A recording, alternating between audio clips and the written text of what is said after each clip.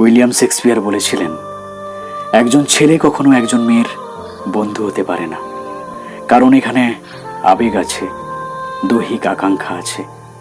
একই কথা বলেছেন আইরিশ কবি অস্কার ওয়াইল্ড। নারী এবং পুরুষের মাঝে কেবলই বন্ধুত্বের সম্পর্ক থাকা অসম্ভব। যা থাকতে পারে তা হলো আকাঙ্ক্ষা, দুর্বলতা কিংবা ভালোবাসা। হুমায়ুন আহমেদ বলেছিলেন, ছেলে আর মেয়ে বন্ধু হতে পারে, কিন্তু তারা অবশ্যই প্রেমে পড়বে, হয়তো খুবই অল্প সময়ের জন্য অথবা ভুল সময়ে, তবে প্রেমে তারা পড়বেই। আসল কথা বলতে গেলে ছেলে ও মেয়েতে শুধুমাত্র বন্ধুত্ব অসম্ভব ও প্রকৃতি বিরুদ্ধ।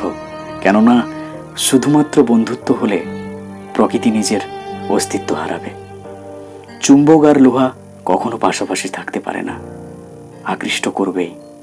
যদি কেউ তা এড়িয়ে যায়, তবে সে ভণ্ডামি করছে, নয়তো ধোঁকা দিচ্ছে। আগুনের পাশে মোম গলবেই। ছেলে ও মেয়ে বন্ধুত্ব হতে পারে, কিন্তু এক সময় প্রেমে কিংবা অবৈধ সম্পর্কের রূপ নেবেই, আর এটাই স্বাভাবিক।